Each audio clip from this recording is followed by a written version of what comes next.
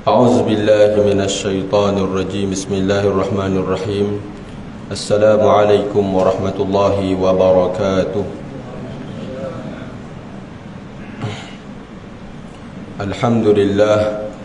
الحمد لله الذي جمعنا وإياكم في هذا المكان المبارك الذي تتنزل عليه الرحمة والبركة، ونسأل الله سبحانه وتعالى أن يجعلنا من أهل الرحمة ويجعلنا من أهل البركة ويجمعنا وإياكم في الفردوس الأعلى إن شاء الله. آمين يا رب العالمين.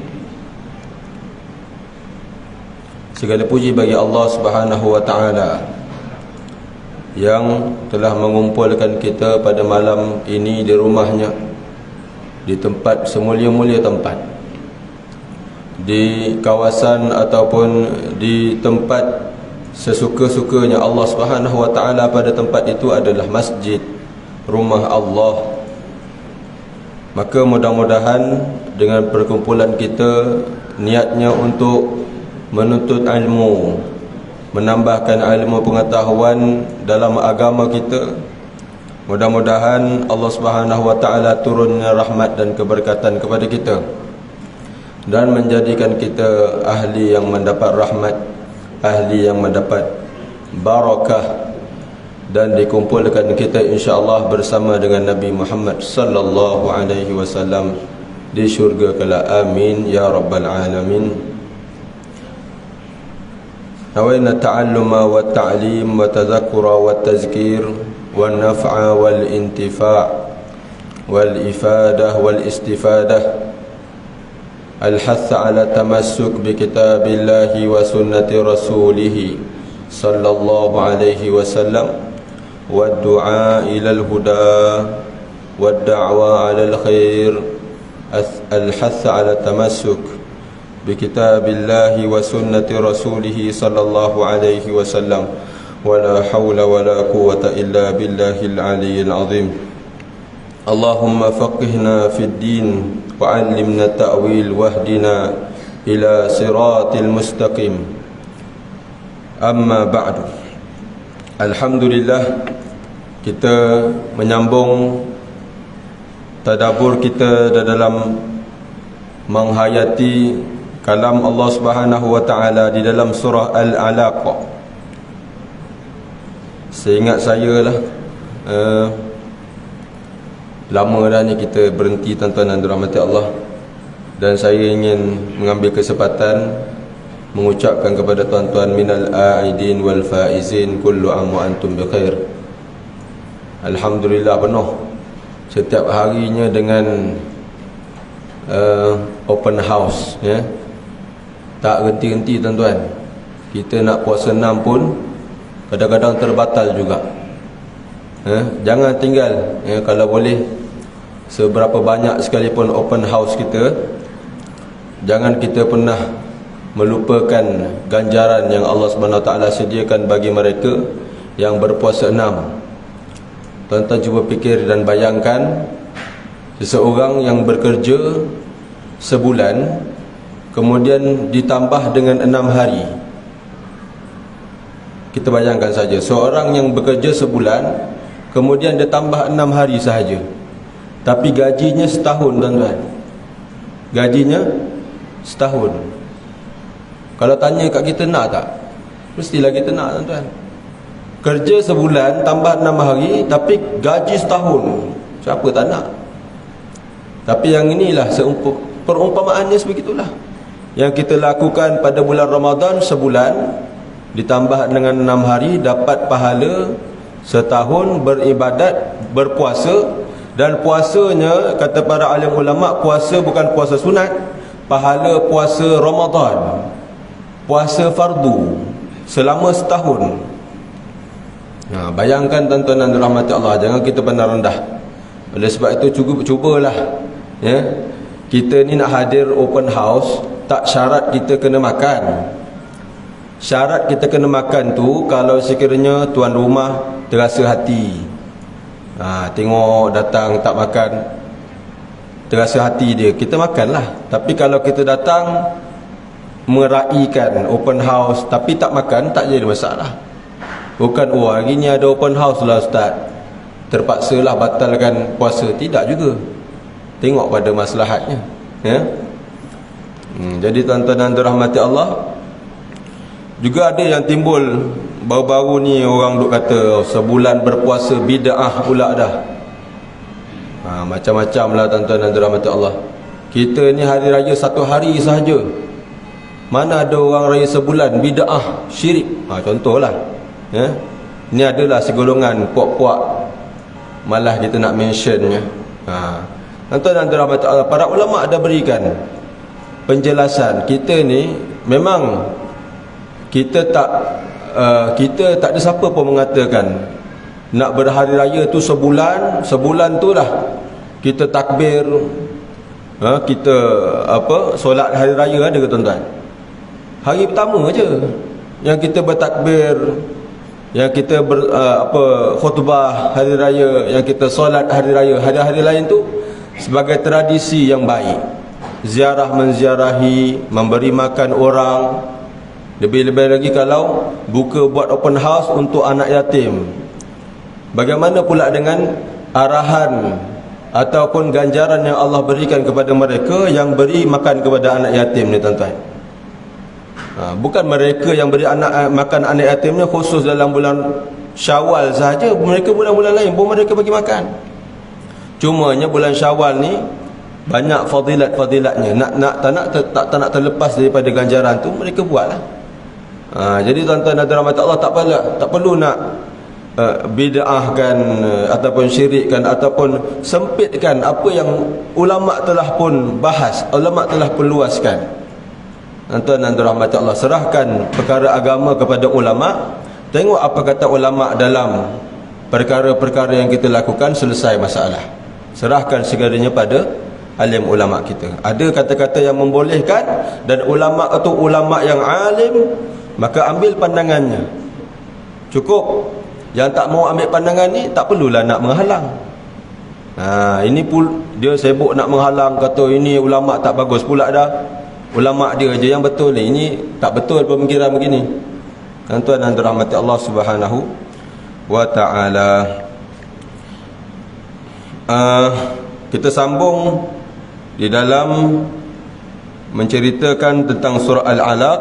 Tak silap saya pada ayat yang Allahumma salli ala Muhammad wa ala ke-11 ya, yang terakhir, ara'aita in kana 'alal huda.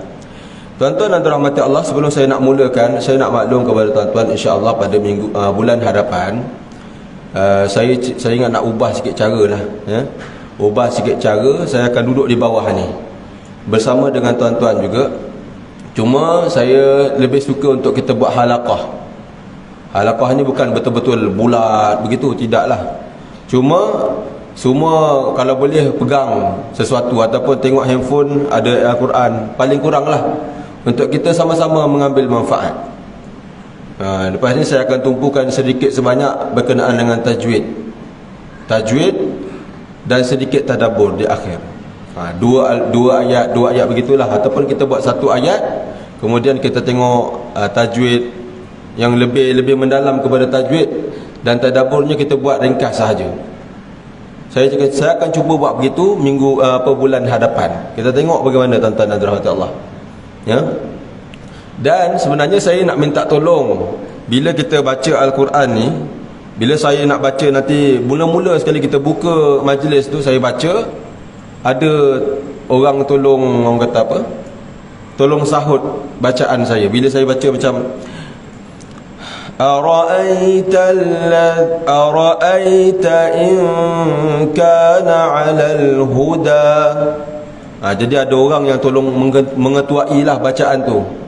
Ara'aita, sama-sama baca dengan orang yang ketua tadi tu. Tak kisah siapa pun ketuanya. Kalau boleh adalah orang yang ke depan, ya. Saya minta kalau ada yang ke depan, untuk seorang dua je untuk ke depan, mengetuai dan membaca tafsirnya ataupun membaca terjemahan. Ara'aita in kana 'alal huda. Orang tu pun baca sekali ramai-ramai, Kemudian dia baca terjemahannya satu persatu. Contohnya terjemahannya, adakah engkau nampak buruknya jika ia berada di atas jalan yang betul. Kemudian saya baca pula ayat yang seterusnya. Kemudian di akhir, bila kita dah baca macam tu, di akhir tu baru saya jelaskan satu. Itu saya pernah buat macam tu di Johor. Saya sebelum ni di Johor jadi imam. Rasa macam okey jugalah kalau macam tu. Jemaah-jemaah pun rasa satu persatu nampak okey. Saya mungkin nak buat macam tu lah lepas ni, insya-Allah. Masing-masing kita nakkan semuanya dapat manfaat, dapat faedah. Kalau kira itu tak bagus juga, kita cubalah cara lain pula, kita tengok macam mana. Tuan dan rahmati Allah, kita sebenarnya nakkan supaya apa yang kita dengar, apa yang kita sampaikan, sama-sama dapat ambil aktiviti ataupun sama-sama dapat ambil manfaatnya, dapat ambil buah-buahan ataupun hasil daripada duduknya dalam majlis ilmu ini. Tuan-tuan dan dirahmati Allah, boleh ikut saya baca, tuan-tuan ikut selepas daripada itu ya. A'udzu billahi minasy syaithanir rajim.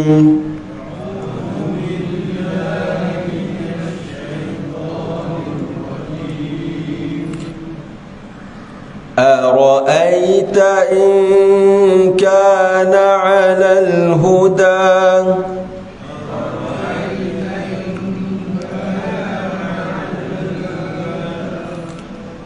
Ara'aita. Tuan-tuan tengok hamzah a. Dia jangan o, salah tu. A ni dia huruf tipis. Huruf nipis dia kena baca nipis. A. Cuba a. Ara'aita in. Cuba. Ra tu pula sebab apa? Selalunya orang bila dia jumpa satu huruf yang tipis dengan huruf yang tebal, dia akan terikut. Ra tu huruf tebal. Ra. Dia bukan ra, ra. Lain tu. Ra. Jadi kita bila kita tipiskan huruf yang tipis, kemudian kita tebalkan huruf yang tebal, maka cantik jadinya. Ra tu huruf tebal. Ara'ai, cuba ara'ai. Dan ai kat situ apabila huruf ya yang mati, yang sukun, sebelumnya berbaris atas. Huruf ya sukun sebelumnya berbaris atas, maka dia membawa kepada i jadinya. Ai. Bukan ai tak. Ai. Ra'ai. Cuba. Macam alai. Bukan alai. Bukan alaihim. Tu cuba alaihim. 1, 2, 3. Dia bagi habis dia tu. Alaihim. Nampak? Alaihim. Ya sebelumnya berbaris atas, dia akan membawa habis kepada i. Dia akan, bibir kita ni akan ke bawah sikit. Alai. Cuba. Ara'aita in kana 'alal huda.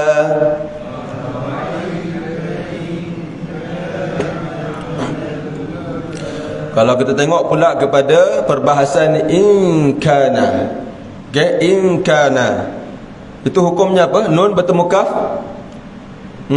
Hukum nun bertemu kaf, nun mati bertemu dengan huruf kaf, ikhfa hakiki.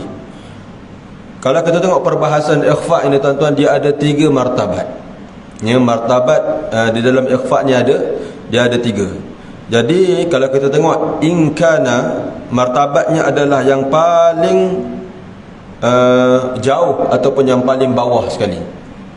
Kerana apa? Kaf, huruf kaf ni dia jauh daripada huruf nun. Jadi dia takkan jadi macam mana kalau ikhfa ni kan dia menyembunyikan ataupun menutup. Menutup apa itu tuan-tuan? Menutup huruf nun. daripada selepas. Bila dia masuk kepada huruf selepas, dia akan menutup huruf nun itu. Dia akan bunyi begini. In kana, bukan in kana. Nun tu dia tutup terus. In kana. Dia ada dua huruf yang bawah ataupun yang jauh daripada huruf nun. Yang pertama huruf kaf, yang kedua huruf qaf. Macam mana kalau huruf qaf ni? Tak apalah, kita ambil dulu huruf kaf. Huruf kaf martabat dalam ikhfa jauh. Nun dia tu lebih kepada, kalau kita tengok, huwa aqrabu ilal azhar, ilal izhar. Seakan-akan kita nak baca tu dengar sekali dua macam izhar. Kalau kita baca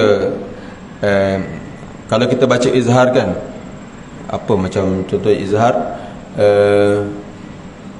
min aina kan, min aina, hamzah tu huruf izhar ataupun alif ada atasnya hamzah, huruf izhar. Min aina, tapi tidak ada dengung. Cuma pembacaannya lebih kurang sama, tapi ada dengung. Ara'aita in kana 'alal huda, in kana, terus kepada kaf tu. Tak perlu in kana, bukan begitu. In kana tak. In kana tu dah macam izhar, tapi dia tetap menyembunyikan ataupun tetap sorokkan nun itu, tapi dia seakan-akan macam izhar. Ini martabat yang paling bawah sekali dalam ikhfa. Cuba tuan-tuan praktikkan. 1, 2, 3. Ara'aita in kana 'alal huda.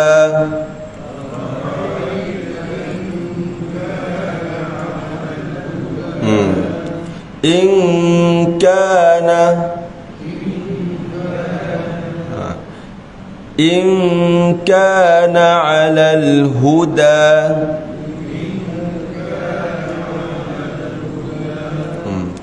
Dan martabat ikhfa ni dia ada 3 tadi yang saya sebutkan. Yang bawah sekali qaf dan kaf, yang atas sekali adalah huruf ta, huruf dal dan huruf ta. Kerana apa? Yang paling dekat ataupun yang paling tinggi sekali martabat ikhfa-nya, kerana huruf ta, dal dengan ta ni makhrajnya seakan-akan dekat dengan huruf nun. Kalau kita sebut na, tuan-tuan sebut na kan, na. Kemudian tuan-tuan sebut da, dia macam tempatnya tu lebih kurang sama je. Pasal tak? Tuan-tuan sebut da, na, nampak tak? Dia berbeza sedikit saja. Tadi bila berbeza sedikit ni, nak kena betul-betul perhatikan, nak betul-betul berhati-hati, tidak terlalu idgham. Kalau a'la ni terlalu idgham, dia nak dekat-dekat idgham. Tapi kalau bawah nak dekat-dekat izhar. Yang tengah-tengah awsat ini dipanggil ikhfa yang sebetulnya. Kemudian kalau kita tengok 'alal huda, da tu ramai orang baca da lah, nganga pula kan. Salah, da kita sebut dengan lisan Arab. Da, cuba sebut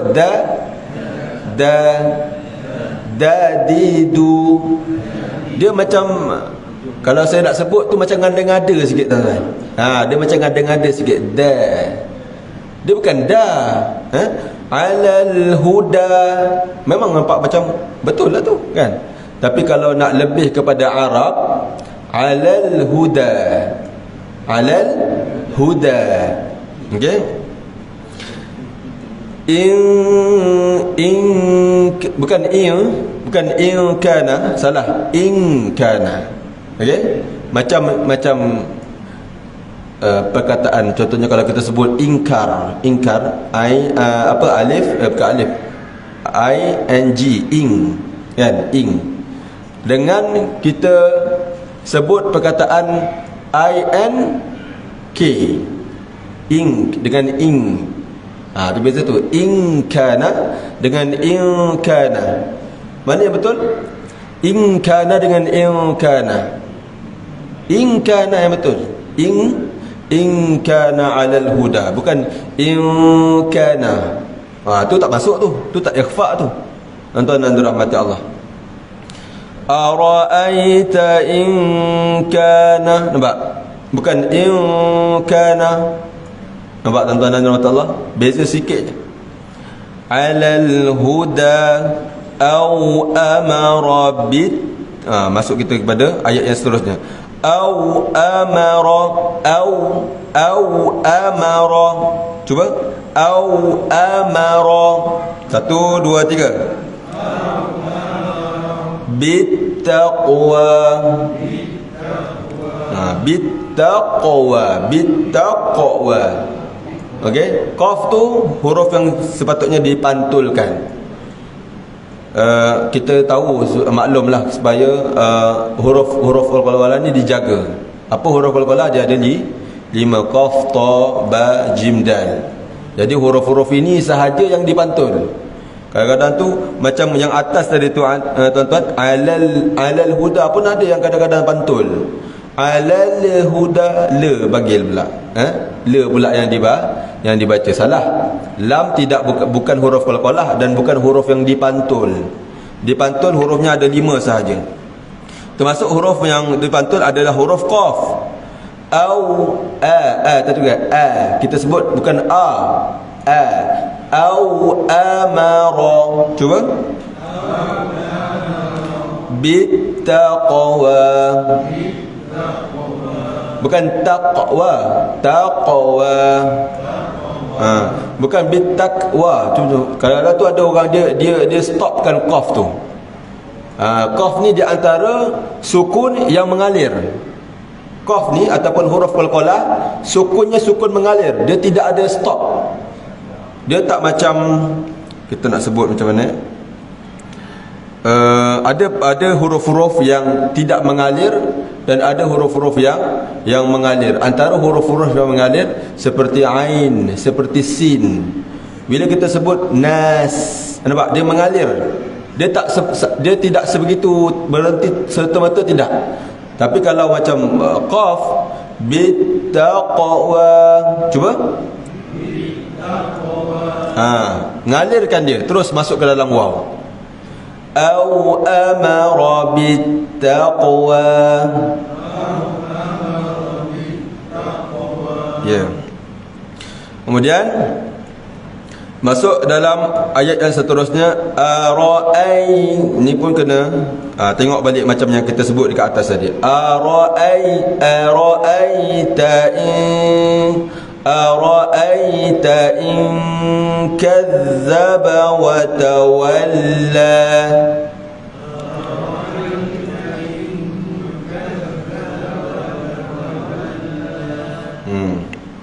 Ara'aita pun saya sebutkan tadi, dia sukun sebelumnya baris atas, larinya tu ke huruf i kan. Ara'aita in kazzaba wa tawalla.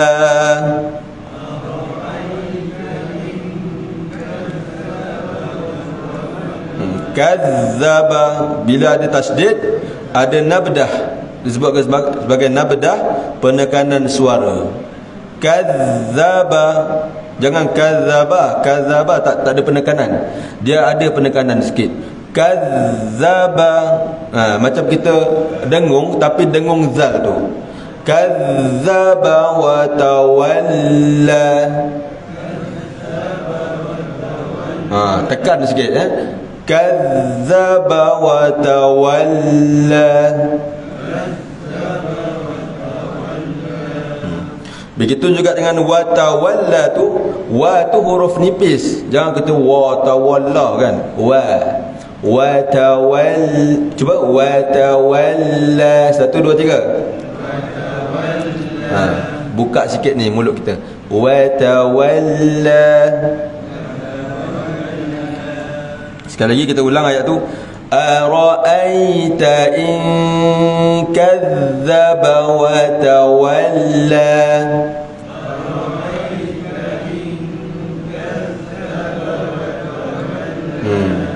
Jadi ini perlukan praktis, perlukan kepada latihan.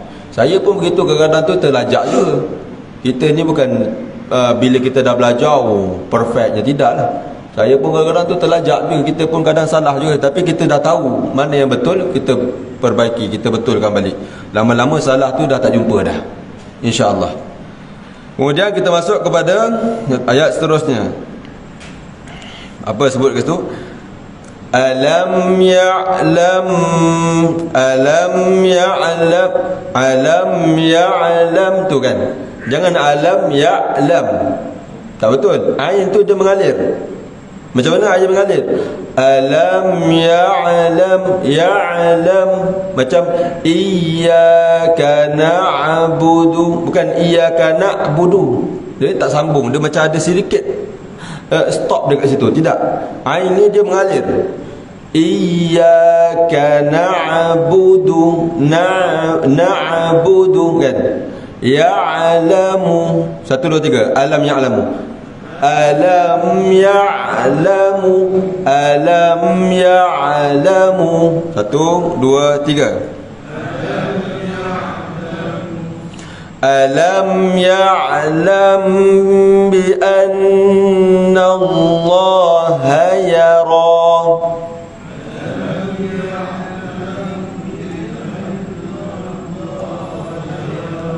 Ya'lam, lam tu mim bertemu dengan ba jadi apa? Mim bertemu dengan mim mati bertemu dengan ba jadi ikhfa syafawi.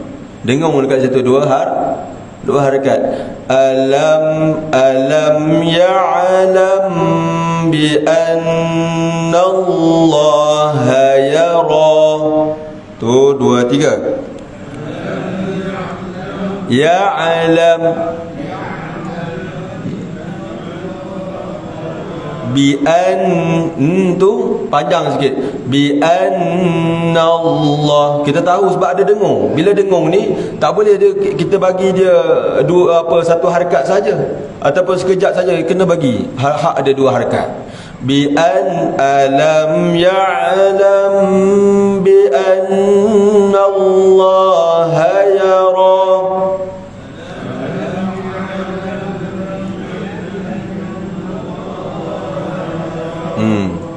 Lam bi an, lam dengan bi an tu 2 harakat sama-sama. Alam ya'lam bi anna lam bi an kan. Kita bagi dia 2 harakat. Memang hak dia. Alam lam yang pertama tu itu izhar syafawi.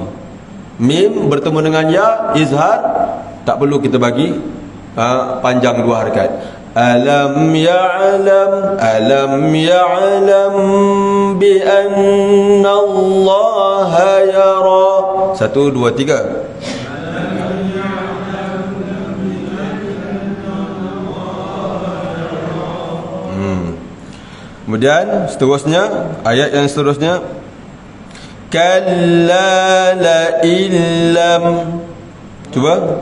Kalla la illam.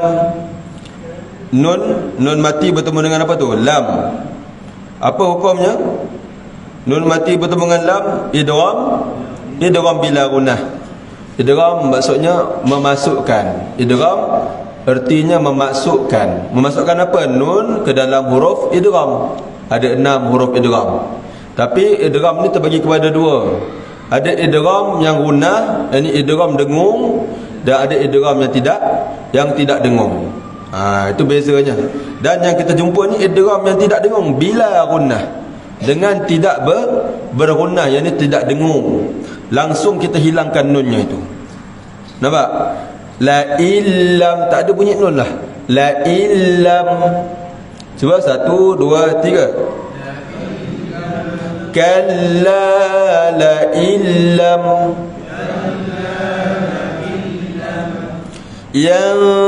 yantahi. Nun bertemu dengan ta jadi apa?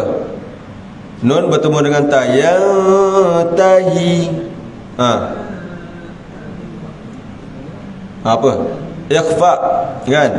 Yantahi ta ni, kalau kita tengok pada ikhfa tadi, kan ada 3 martabat. Ta ni dia termasuk kepada martabat yang tinggi ataupun martabat yang dekat. Kerana disebabkan ta ni makhrajnya dekat-dekat dengan makhraj nun. Sebab kita sebut pasal nun dan tanwin kan. Ni huruf hukum nun dan tanwin, nun mati dan tanwin, maka memang special dekat nun tu lah. Sebab itu apa-apa saja hukum nun dan tanwin semuanya berkaitan dengan nun, berkaitan dengan makhraj nun. Ataupun tanwin pun sama juga. Tanwin adalah asalnya nun, ada bunyi nun dekat situ. Dan bila kita tengok dekat sini yantahi, dia seakan-akan dia lebih kepada idgham. Kalau kita baca tu yantahi kan, macam idgham nun tu kepada ta. Tapi itu dalam martabat ikhfa. Ikhfa ni kan tadi kita sebut ada 3. Satu martabat dia kepada idgham, seakan-akan nak idgham. Satu martabat seakan-akan nak izhar. Yang tengah-tengah ni saja seakan-akan memang betul-betul dia ikhfa. Jadi ta ini adalah huruf yang sama, seakan-akan makhrajnya itu kalau kita sebut ta, kemudian kita sebut na, ta dengan na. Mungkin tak boleh beza dah mana satu tempat makhraj ni. Ta, na kan, macam sama je tempat je makhrajnya, tapi bunyi dah berbeza dah. Ta dengan na. Oleh sebab itu para ulama dia letakkan martabat ta ni kepada ikhfa yang nak dekat idgham. Yantahi, cuba. Kalla la illam yantahi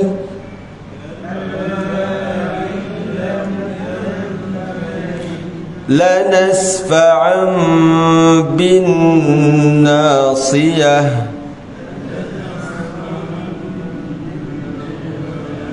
lanasfa'an bin nasiyah.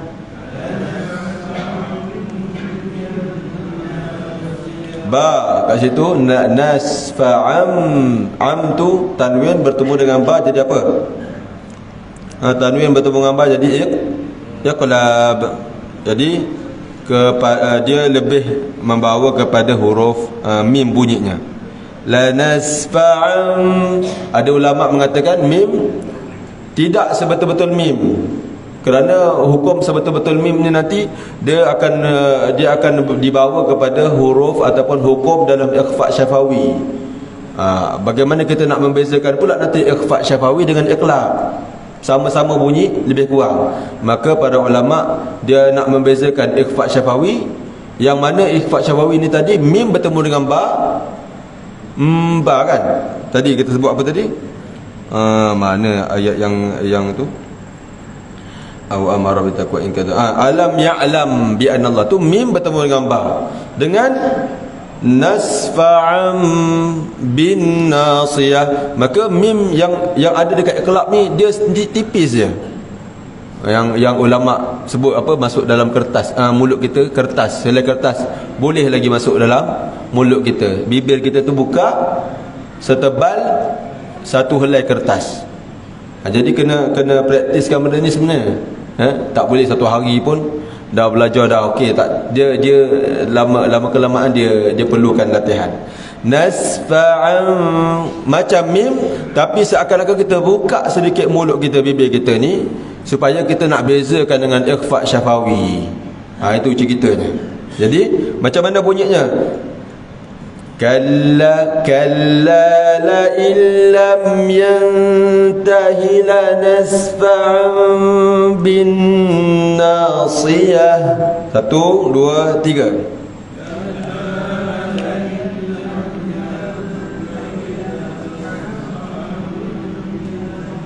Bin tu 2 harakat. Bin nasiyah. Nasiyatin kadhibatin khati'ah.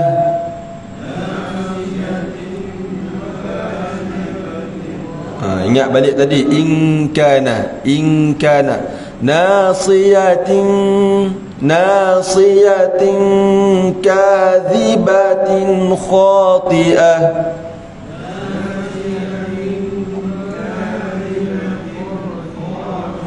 khati'ah tu hamzah, khati'ah. Bagi apa hak kepada huruf hamzah, jangan kita bagi hak hamzah tu macam ain. Lain pula ada hak je.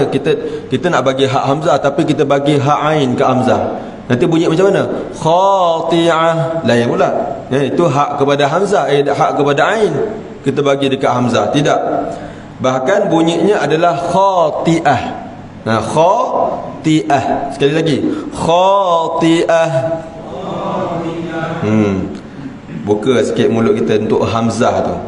Kemudian masuk kepada ayat yang seterusnya, falyad'u nadiyah. Qalqalah dal. Cuba falyad'u nadiyah. Ha tu pun berikan haknya. Nadiyah, bagi dia ada ha tu ada bunyi. Nadiyah. Jangan kita stop dekat ya tu saja. Jangan kita kata nadiyah. Nadiyah ada ha. Nadiyah. Sanad'u zabaniyah. Sanad'u zal tu huruf syiddah. Jadi berikan penekanan dekat zal. Zai apa? Zai tu. Sanad'u zabaniyah.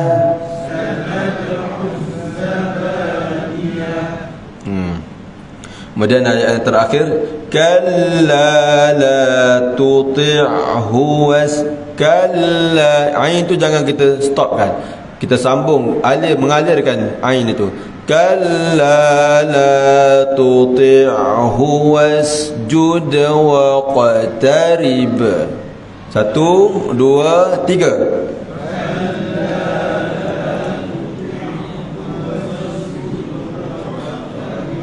Tuti'hu. Cuba. Jangan tuti'hu. Tuti'hu. Dia seakan-akan macam suara kita tu keluar je, ya. Tuti'hu wasjud. Sin pun sama juga. Jangan kita wasjud. Bila kita sebut jim tu memang betul-betul kita lepas sebut sin. Wasjud wa qatarib. 1, 2, 3. Kalla. Kita ambil daripada kalla. Kalla. 1, 2, 3.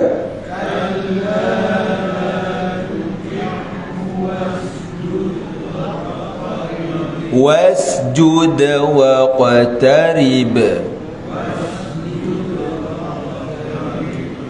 Jadi itu sikit sebanyak penekanan yang saya boleh terangkan ataupun jelaskan kepada tuan-tuan tentang pembacaan kita tadi. Mungkin banyak lagi sebenarnya kita nak sentuh. Kalau kita nak sentuh satu persatu tu memang banyak. Tapi itu saja yang kita dapat daripada penekanan yang sepatutnya kita bila kita membaca surah Al-Alaq.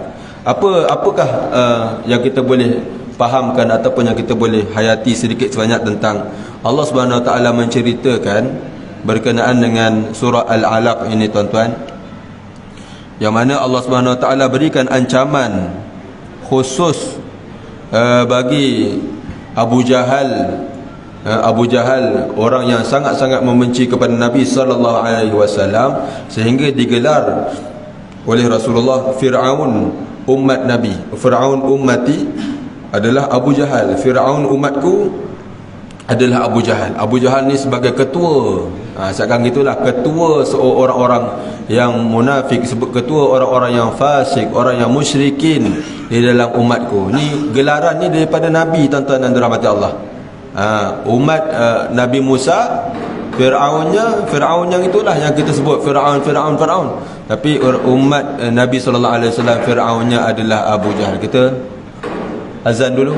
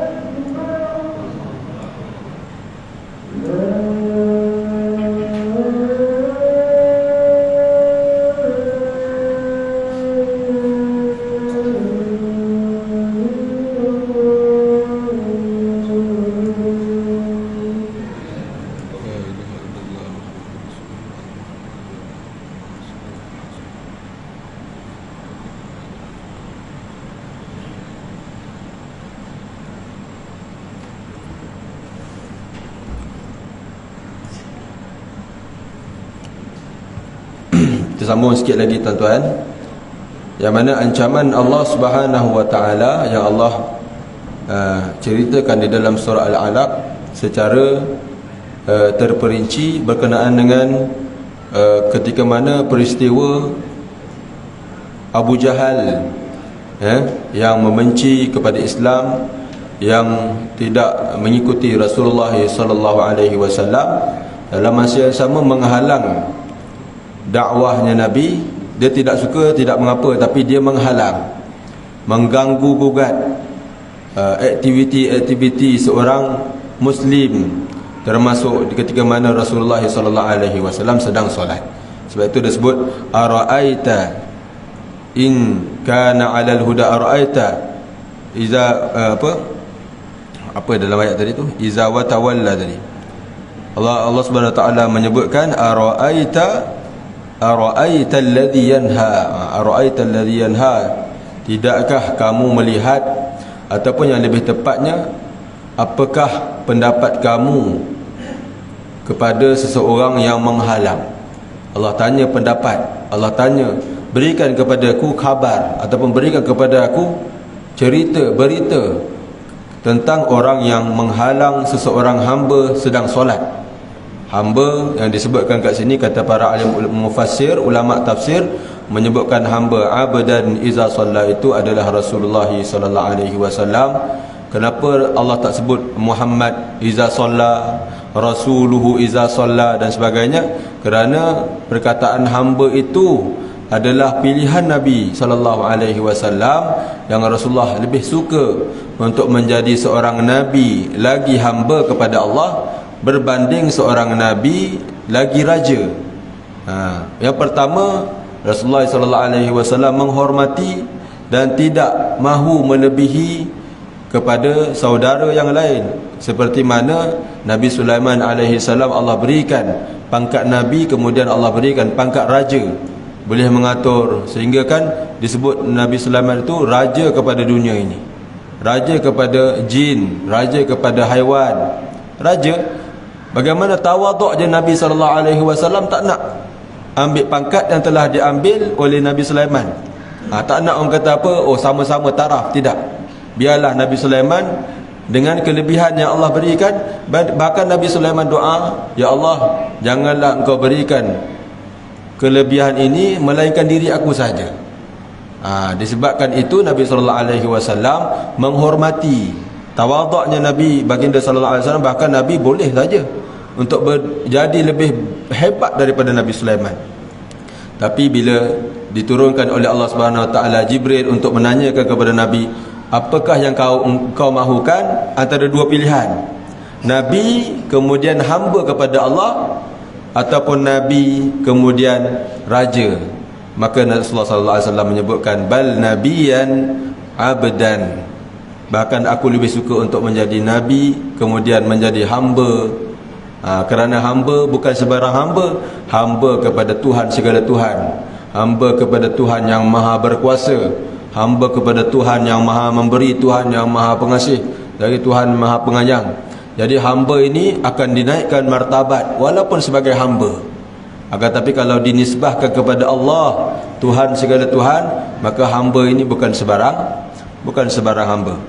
Kemudian disebutlah satu persatu sampailah Allah Subhanahu Wa Taala beri ancaman, kalaulah engkau nak sangat menghalang Rasulullah sallallahu alaihi wasallam, panggillah sahabat-sahabat engkau, falyad'u nadiyah, panggillah siapa-siapa yang boleh membantu engkau wahai Abu Jahal, kerana kami sanad'u zabaniyah, kami akan memanggil malaikat zabaniyah. Malaikat zabaniyah ni dikatakan oleh para alim ulama khusus untuk orang yang menghalang seseorang ingin menunaikan solat, ataupun apa segala makna lah yang termasuk di dalam menghalang seseorang itu mendirikan solat. Maka ini malaikat ini akan mengazabnya di dalam kubur, wal ayazubillah. Dan dikatakan ketika mana ketika mana Rasulullah SAW diberitahu oleh Abu Jahal, kalau sekiranya Abu Jahal kata, kalau Rasulullah SAW solat, maka aku akan memijak tengkuk baginda, memijak tengkuk Nabi Muhammad, memijak tengkuk Muhammad, aku akan pijak tengkuk dia kalau aku nampak dia solat. Maka Rasulullah SAW memberitahu kepada sesiapa yang hadir, sekiranya Abu Jahal melakukan perkara itu, nescaya dia akan diambil langsung oleh para malaikat. Tapi perkara itu tidak terjadi. Perkara itu tidak berlaku. Tapi kalau sekiranya berlaku, tuan-tuan, apa yang berlaku kepada Abu Jahal, malaikat Zabaniyah terus akan mengambilnya pada ketika itu juga. Sungguh dahsyat, tuan-tuan, orang-orang yang Allah Subhanahu Wa Taala jaga ni. Nak bagi tahu, yang pertama, martabat baginda. Jangan siapa-siapa mengganggu kekasih Rasul, kekasih Allah, maka inilah balasannya. Yang pertama. Yang kedua, besarnya ataupun hebatnya orang yang solat ini. Bila kita tengok abdan, seperti mana abdan iza solat, ketika mana dia solat. Pentingnya ibadah solat ini, dan orang yang menjaga solat, Allah Subhanahu Wa Taala akan menjaganya. Apa buktinya, tuan-tuan? Di akhir surah Al-Alaq-nya Allah bagi tahu, kalla la tuti'hu wasjud waqtarib. Dan sekali-kali tidak, wahai Muhammad, wahai kekasihku, janganlah engkau mentaati perintah Abu Jahal. Abu Jahal kata jangan solat, teruskan solat. Abu Jahal kata jangan sebarkan dakwah, jangan dengar kata Abu Jahal, kerana itu adalah perintah daripada Allah. Disebutkan satu kaedah, la ta'atal makhluq li maksiatil khaliq. Tidak ada ketaatan bagi makhluk, bagi hamba ataupun bagi satu makhluk dalam maksiat kepada khaliq, yakni Allah Subhanahu Wa Taala. Tidak ada ketaatan bagi kepada makhluk seketika mana ketaatan itu ataupun perintah daripada makhluk itu adalah maksiat kepada Allah. Ini selalu digunakan sekiranya mak ayah yang ingin anaknya berbuat maksiat. Ada tak anak tu wajib untuk mendengar kata mak ayah? Tidak. La ta'atal makhluq li maksiatil khaliq. Tidak ada ketaatan bagi satu makhluk sekiranya dia menyuruh untuk bermaksiat kepada Allah Subhanahu wa taala, walaupun dia wajib untuk kita dengar kata, tapi disebabkan ini maksiat kepada Allah, tidak ada kewajipan untuk kita mentaati perintah itu. Bahkan Allah kata apa? Tidak, jangan kamu mentaati perintah Abu Jahal. Bahkan Allah Subhanahu wa taala sebut wasjud, teruskan sujud, teruskan solat wahai Muhammad sallallahu alaihi wasallam, wa qatarib, dan mendekatilah kepada Allah Subhanahu wa taala. Ini salah satu perintah, dan nak beritahu kepada kita aqrabu makan ila Allah Subhanahu wa taala adalah apabila aqrab ma yakunul abdu min rabbih wa huwa sajidun fa aksiru minad du'a. Dan ketika mana kita sujud, tuan-tuan dan dirahmati Allah, itulah waktu yang paling kita dekat dengan Allah Subhanahu wa taala. Para alim ulama menggalakkan kita untuk sentiasa dan memperbanyakkan doa di dalam sujud, kerana pada waktu itulah waktu yang paling dekatnya seorang hamba dengan Tuhannya. Wallahu taala alam. Insya-Allah kita akan sambung pada surah yang seterusnya pada waktu yang akan datang, seperti mana yang saya sebutkan dan yang saya terangkan.